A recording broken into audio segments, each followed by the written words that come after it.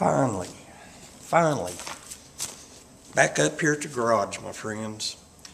Hey everybody, I'm Mark. You're watching the Garage Guy 879 channel. Tonight is Friday night, March 24th, 2023. And this is my first video of 2023 coming to you from the garage. I'll tell you what, sitting down there at the house, it hasn't been a bad winter, but the nights have been a little bit too chilly to come up here. As I've said before, I've got no heat up here in the garage, really don't need it. I got one of those torpedo heaters there in the back if I do need to work on something, but that thing's just too loud to make videos by, so there you have it. Anyway, this video here is about an unexpected purchase I made. This being March, I got this back in January, and I bought it used. Of course, unexpected firearms, I would have to say 90% of the firearms I buy are unexpected purposes.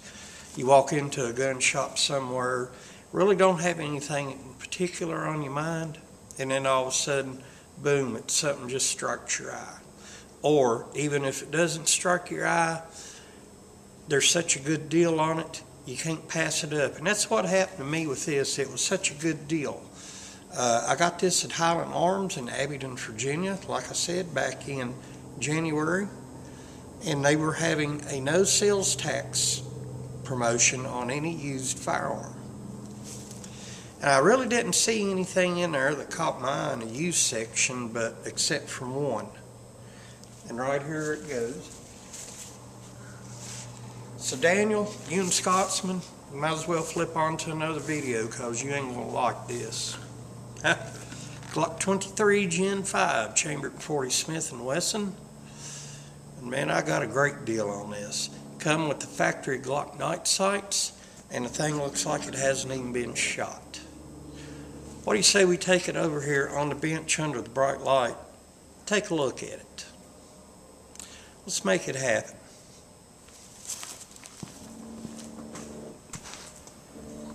So here we are, my friends, on the bench under the bright light here at the garage for the first time in 2023. We got a nice one right here. Like I said, Glock 23 Gen 5, chambered in .40 Smith & Wesson. Pretty much comes with your typical Glock fare. Like I said, I bought this one used. Highland Arms, Abingdon, Virginia. Comes with everything that a brand new Glock usually comes with. There's all 4 back straps. Your extra pin if you decide to use a back strap. 3 13-round magazines. But from my experience on the Gen 4 and 5 mags, you can only get 12 in. I don't know why. You know, that seems to be my luck anyway. Ammo load assist tool right here. Go out and buy yourself an Upalula. That's the way to go. Glock paperwork, brush, what have you. Go ahead and do a safety check real quick here. Nothing there. Nothing there. Point name, safe direction. Try the trigger. Little take up. Yeah. Reset. Typical Glock trigger right there. Let's go ahead and get all this out of the way. As you can see right here, I do have a hook grip on here, and it's the one that comes up under the beaver tail part right here.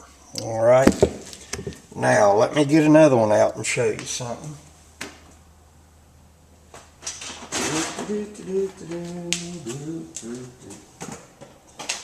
Where is that guy? Okay. Right here is a Glock 19 Gen 5. Of course, chambered 9mm. I have the large back strap on it, and usually on all my Glocks I put the rubber Talon grips on here. But, you know, this in here, yeah, I'm used to it. Rubber Talon grips. Now, on the 40, it's got a little different recoil pulse on it.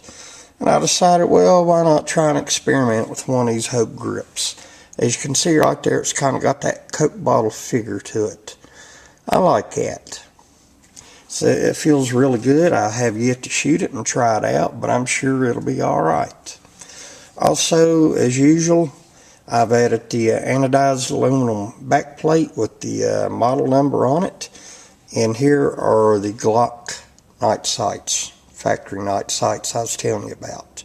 And they do light up really well. The reason I got this, like I said, was because of a really good deal they had. They had the no sales tax promotion going on.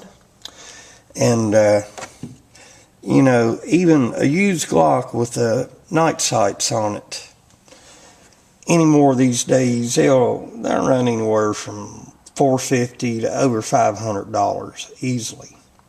And I've seen some in some pretty ratty condition go for $450, $475. Finish wear, the finish would be worn on the slide.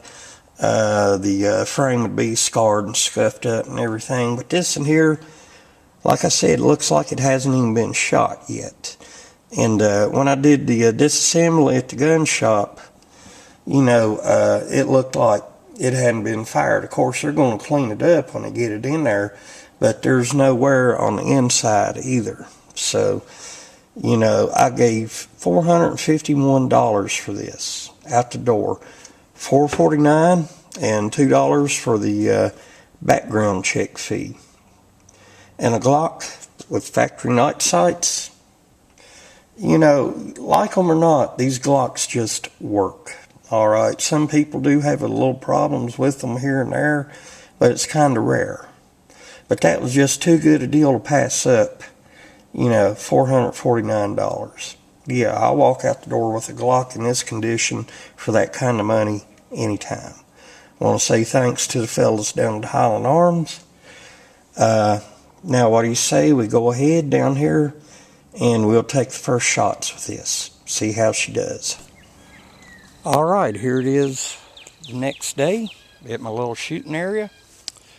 Glock 23 Gen 5, 40 Smith & Wesson. See, these thicker slides do make a difference in the video wrap-up segment. We'll talk a little bit about that.